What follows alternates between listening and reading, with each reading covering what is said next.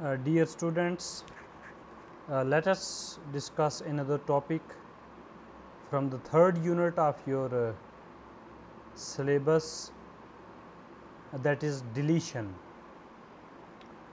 Now, let us try to understand, because deletion is one of the topic under the structural changes of the chromosomes. What are the structural changes? So, the structural changes are the changes that involves morphological modifications of the chromosomes. That means they will change the structure of the chromosome. So, morphology means when the length of the chromosome is changed, when the chromosome is easily detectable from its homologous pair by increasing or decreasing of the length, it is called the morphological change. It is clearly visible. Now, basically the changes in the chromosomes with respect to the structure of the chromosomes, they are also called as chromosomal aberrations.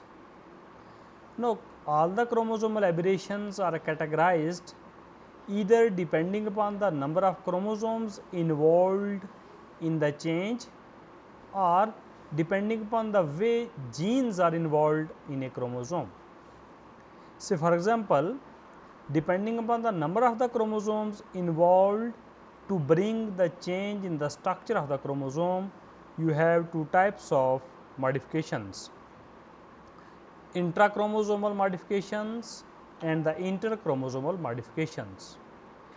Intrachromosomal you can understand as the word itself indicate, which means when the change takes place in a single chromosome only, it does not involve its homologue or any other chromosome. Say for example, the change of deletion and inversion, they are taking place only in the single chromosome, either some part is deleted or some part is inverted. So, other chromosome has no role to play over there. So, it is the change which is taking place within the single chromosome, hence it is intrachromosomal modification. Then you have the interchromosomal modifications, which involves the two chromosomes. Say for example, in the translocation, a part from one chromosome will be translocated to another part. So, two chromosomes are involved. One has shortened its length and other has enlarged its length owing to having the translocated part on it. Similarly, the duplication, again in duplication also the two chromosomes are involved, that we shall see later on when we shall study one by one. Now, these four type of the modifications, that is deletion, inversion, translocation and duplication, may be looked in another way. That means, if you look upon them in the way the genes are involved in the change, then you will categorize them into the change involving the number of the gene loci. Example, deficiency or deletion and duplication. So, here what will happen, that the genes, number of the genes, they are going to change. In deletion or deficiency, they are going to reduce in number, in duplication they are going to increase in number. And change involving the arrangement of the gene, here the number of the gene shall remain same, but the arrangement of the gene shall get reversed. So, this is the change in case of the translocation and in case of the inversion. Now, let us first of all discuss the very first one, that is the deletion or the deficiency. So, deficiency or deletion means when a chromosome lose one of its part, resulting into the loss of the genes. So, it is the deletion or deficiency. Depending upon the length of the segment lost by a chromosome, you may have very number of the genes that are lost. Say for example, in this structure, once this part is lost by a chromosome. So, the 2 genes are lost. So, sometime you may have more than 2 genes that are lost, sometime you may have only a single gene that is lost. So, it means the length of the lost segment vary, and sometime it may be a single gene and sometime it may be a block containing several genes like this. Because in the deletion, very important phenomenon is break, that a break must occur on a chromosome which will lead to the loss of the segment. So, break in the chromosome may be caused either by so many chemicals or by the drugs or by radiations. So, there are so many sources with the help of which the break in a chromosome may be caused. The break may occur at any time during the cell cycle in the mitosis or meiosis. That means, we have various phases of cell cycle, prophase, metaphase, anaphase, telophase. At any stage the break in the chromosome may takes place. Normally break takes place at random, that means it is not specific to a particular point, and it may takes place either on both the chromatids of chromosome, that means chromosome break, or in one chromatid, like you can see here. Here it is the one chromatid break, that one chromatid is intact, other chromatid is breaking. This is the chromatid break, and sometimes both the chromatid may break at a point, and hence it is called the chromosomal break. The loss of the chromosomal segment depends upon the portion of the chromosome detached. That means, if the detached portion will have the centromere, like this portion is having centromere, it will survive. And you know, in the cell cycle, in the mitosis or meiosis, if a segment of the chromosome will not have the centromere, it will not be separated into 2 different cells. As a result, this segment will be lost. So, it means the part of the chromosome after break which will not have the centromere, which will lack the centromere, will be lost, and the part of the chromosome which will have the centromere will be retained. So, the retained portion of the chromosome which will have the centromere will not have all the genes, as some of the part is lost. Hence, this chromosome will be genetically deficient chromosome, and it will always be short in the length, because some part is deleted from it. Now, as far as the types of deletions are concerned, you may have the 3 types of the deletion. First 2 are the deletion based upon the position on the chromosome where the deletion will takes place, and the third type is based upon the mechanism with the help of which deletion has occurred. You may have the terminal deletion, you may have intercalary or interstitial deletion, you may have spontaneous or induced deletion. In the terminal deletion, what will happen, that a terminal part of a chromosome, say for example, this part at one end of the chromosome will be lost. So, single break will takes place in a chromosome, leading to a small part which will not have the centromere, that will be lost, and the retained part will have the deficient number of genes, it will not have the gene A. This lost part, as I have already told you, will not survive, the deleted part will not survive, it will lost. Then you may have the intercalary or interstitial deletion, when the deletion of a part takes place within the center of the chromosome, or you can say not from the one end of the chromosome, in between the 2 ends of the chromosome. So, basically in this deletion what happens, sometime the chromosome go inverted like this. After inversion, 2 breaks occurred, one at this point, other at this point. Both these break will separate these genes, say for example, D and C, and because once the the ends are broken, they are sticky, they will rejoin, and as a result what will happen that these two ends will join together, they will form a ring like structure, and the part of the chromosome from which this ring, that is D and C genes are deleted, will join together and they will form a chromosome with the centromere. So, what will happen? It was a chromosome with the A, B, C, D, E, F, but D and C or C and D got deleted because of the two breaks that have occurred, which have resulted into the union of the D and C together. As a result, once the D and C ends are joined, the ring cannot be reinserted back into the chromosome. What will happen? Then these sticky part will join together, and the chromosome will have A, B, E, F. It will not have D and C. This D and C will not have the centromere. It will be lost, and this will retain the deleted or the deficient chromosome. And this type of the deletion, because it takes place within the two ends of the chromosome, it is called intercalary or interstitial deletion.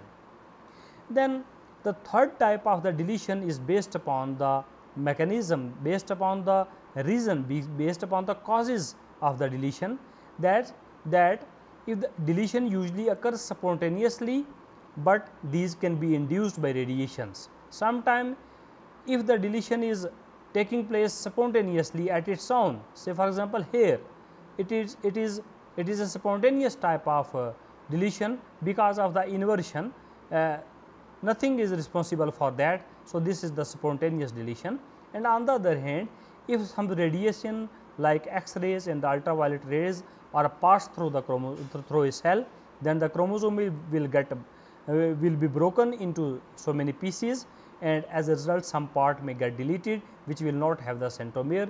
This type of the deletion will be called the induced deletion. Now, let us look at the behavior of the deletion chromosome, how it will behave during the meiosis. Once the deletion has occurred, what will happen to them? So, in the zygote stage of the meiosis, both type of deletion, whether the terminal deletion is there or the intercalary deletion is there, they can be observed. Like you can see over there, what will happen that if the terminal part of a chromosome is deleted during the synapses, when pairing will takes place, what will happen that one chromosome will be a short, other chromosome will be long. That means one chromosome will have a unpaired part because the corresponding part on its homologue will not be present over there. So, it can be detected during the pairing that one chromosome is long, one is short, it means one part is deleted from here.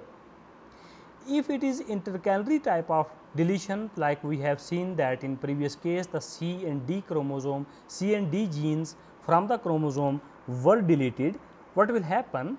Say for example, in this chromosome it is deleted, this is the normal chromosome. What will happen when this normal chromosome will come to pair with this deleted chromosome, deleted part of the chromosome? What will happen? You must remember this thing, that pairing is always from gene to gene, it is exact. The corresponding gene will come to lie side by side. So, once A will come to lie along the side of A, B corresponding to B, what will happen? Because this chromosome is not having C and D part, and it is having next part E, and this chromosome is short also. So, what will happen? E will come to the corresponding to E part, F will come corresponding to F part, and as a result what will happen? The C and D will not find its match in the deleted chromosome. As a result, what will happen? It will bulge out in the form of a loop, which is called as deletion loop. So, hence here also during the zygote stage, when pairing will takes place, you can detect, if you are detecting that there is a loop on one chromosome, it means the other chromosome has some deleted part.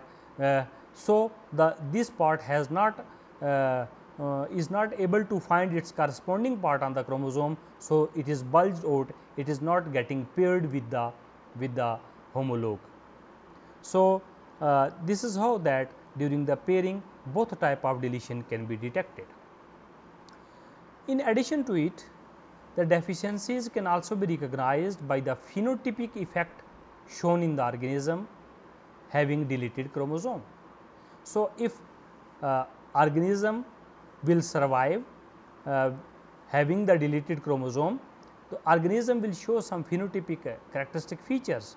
It will be abnormal, and so you can detect that yes, the deletion has taken place. There is a common, say for example, a pseudodominance may be there. So, what is pseudodominance? That normally if you are having a homologue pair, normal homologue pair, it will have a recessive gene on one end and it may have the dominant gene on the other chromosome. So, in this case, recessive gene in the heterozygous condition will not be able to express itself. But what will happen if the dominant part of the chromosome will be deleted? Say for example, if this part is dominant and this is recessive, let us take an example. If this part is deleted, what will happen? The gene opposite to it, which will be otherwise in a recessive condition and was present in a single dose, as on the other chromosome, normally you were having the dominant gene, but now the dominant gene is deleted. Now, this recessive gene in the absence of dominant gene will express itself in the offspring. So, this is the expression of the recessive gene in a heterozygous condition or in a hemizygous condition. That means, it is present in a half dose, it is not present, otherwise recessive gene will always express when they are present on the both the chromosomes, and if the dominant gene is present on one chromosome, recessive will not express, but here the recessive is present in a single dose, but will get a chance of the expression. This type of the example is that of the Cry-Dou-Chat syndrome, where the Cry-Dou-Chat syndrome means cry of infant resemble with the sound of a cat in pain. So, it is called Cry-Dou-Chat syndrome. It results from the deletion of the short arm of the chromosome number 5 of the human being. As a result, the people, the offspring will have the Cry-Dou-Chat type of syndrome, that means it will cry like a cat. So, this is how that it can be, a deletion can be detected from the phenotypic effect of the deleted gene on the organism. Now, I have already told you that deletion can be detected if the loop formation is there. That means, the part of the chromosome is not finding its corresponding part on the other. The deletion loop is there if in the synapses, then you can say that yes, the deletion has taken place. Even we have also discussed that if one chromosome is short and other is long during the pairing, that again means the deletion can be detected over there. Now, normally in plants, deficiencies are not easily transmitted to the offspring, because pollens with deficient chromosome, with deficiency chromosome will not survive, will be sterile. So, offspring will not be produced. So, as we have discussed in the human being, that in the offspring, if we look at the phenotype, we are able to detect the deletion, but in the plants you will not find such type of individuals, because normally the deleted chromosome will lead to the sterility of the pollen. As a result, offspring shall not be produced. So, they cannot be detected in the offspring in case of the plants. Let us now discuss what is the significance of the deletion. Very important significance is that the genes can be positioned on the or located on the chromosome with the help of the deletion. Like you have taken the example of the Cry-Dou-Chat syndrome. In Cry-Dou-Chat syndrome, what has happened, that the chromosome number 5 has short part on the short arm of the chromosome, that means deleted part on the short arm of the chromosome, which leads to the cry of a offspring, cry of a child like that of cat. It means gene for normal voice is present on the short arm of the fifth chromosome. So, this is how that with the help of the deletion you can locate the gene on the chromosome. Similarly, when you are able to locate the genes on a chromosome, that means you are able to draw the linkage map of the chromosome, that what are the genes which are present on the chromosome by studying the deletion. Since deficiencies involve loss of genetic material, these have, so they have some deleterious effect on the organism. That means organism will have the abnormality, organism will not always be normal, and the how much abnormality will be there on the organism is depend upon it depends upon the amount and the quality of the gene material lost. That means how much gene is lost, how many genes are lost, more genes are lost, more will be the abnormality you will find in the individuals. Then a deletion might be small enough sometime that you may not be able to detect its effect in the organism. So, you will not be able to detect it in the as a morphological change in the chromosome also. So, sometime the deletion is so small that it is not detectable neither in the organism nor in the morphological change of the chromosome. Deletion heterozygotes having small deletion are most probably viable, but abnormal. Heterozygote means because the deleted part the deleted part will have the normal part on the homolog chromosome. So, heterozygous condition is there as say for example, if in the Cry-Duchat syndrome, say for example, if the dominant gene will not be deleted, the recessive gene will be deleted, then in a heterozygous condition the dominant gene will act as normal. So, individual will be normal. So, these type of deletion will be mostly most probably will be viable, they will survive, but they will be slightly abnormal because the dose of the or the quantity of the gene is less. And if the deletion is homozygosity, that means both the parts are deleted. So, irrespective of the size, that means even if the small size of the chromosome will be deleted, it will lead to a lethal effect. That means individual will have the severe consequences in case of the abnormality, or the individual will not survive at all. Thanks. This is all about the deletion, one of the chromosomal aberrations or the structural change in the chromosome.